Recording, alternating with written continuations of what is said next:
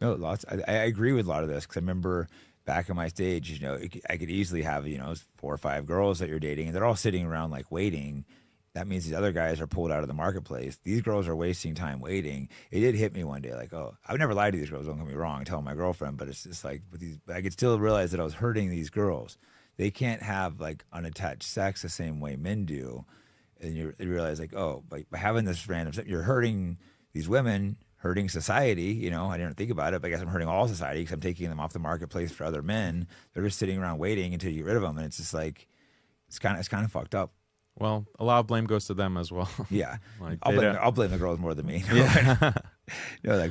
You could justify it, like, oh, these girls are always screwing over guys, but no, feminism. So that's probably the biggest problem, more than the white man.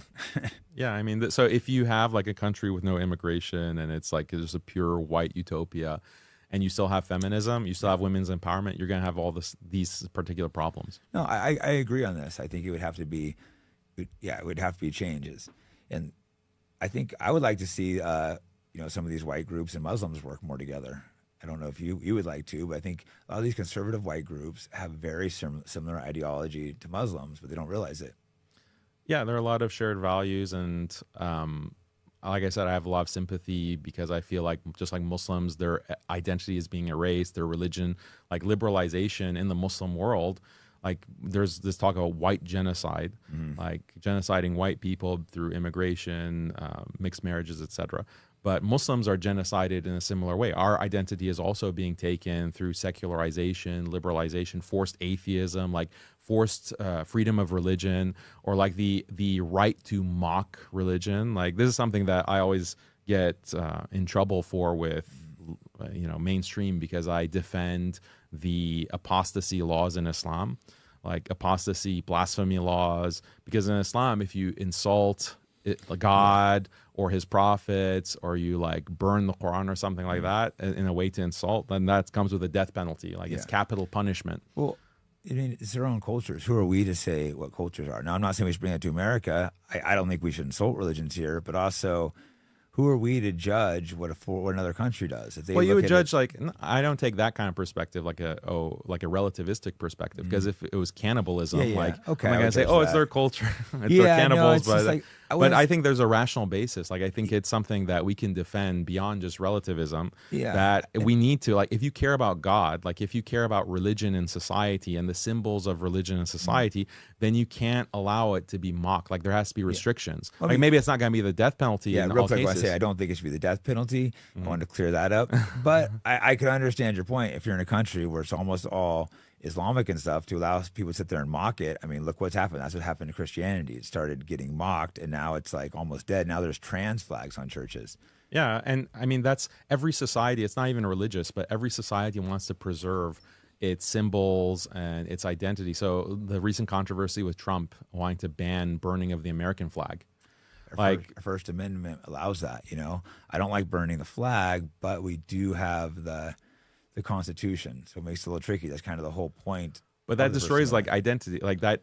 If people are able to like burn the flag, mock identity, like mock like the sacred symbols That's true. of your, especially with religion, but even culture or nationalism, if you're able to mock those symbols, then that's going to degrade the awe or the respect for those symbols within society. And then maybe like you won't be affected, but your children will, and their children will. They won't even have this kind of concern for nation, or like we have to be proud of who we are or our heritage, because it's been mocked. Like look at the amount of mockery of Jesus, for example, in Europe and Christian society. It's like saying that, they just take it and allow it.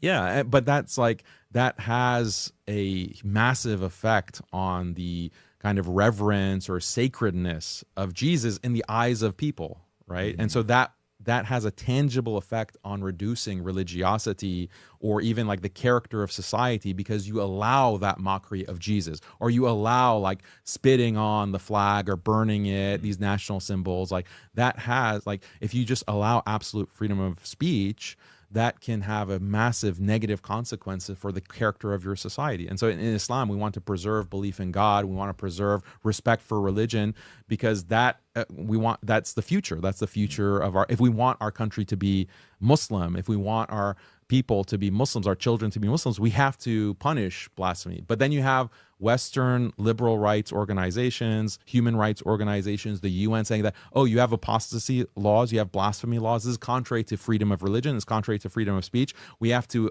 abolish those laws. You have to adopt like liberal democracies in these Muslim countries. You can't have Sharia law. You can't have like a hardcore Islamic law. That's okay. That's Muslim genocide.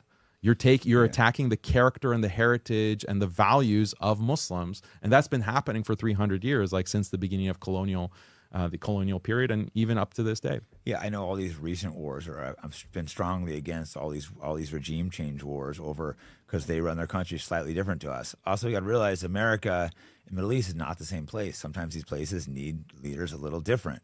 You can't run them the same. And as far as the church, I believe in God, but then it's been hard for me to jump to, to be a Christian when I see trans flags flying. I saw Jesus getting mocked. And in the comments, I saw Muslims more upset than Christians that Jesus was getting mocked. That was a moment that was very interesting because I didn't realize that Jesus was loved by Muslims too. Yeah, Jesus is the Messiah. So Muslims believe that Jesus is the Messiah, one of the greatest. We believe he's a prophet. He's a prophet of God in a long line of prophets, starting from Adam, Abraham, Moses, John the Baptist, Jesus, and then Muhammad, peace be upon them all, as the final prophet. So a long line of prophets all preaching the same message of God is one, God is all powerful, all knowing creator, the loving, most just creator. So and we should worship him. Like that's the central teaching of Islam. And Jesus has a special role.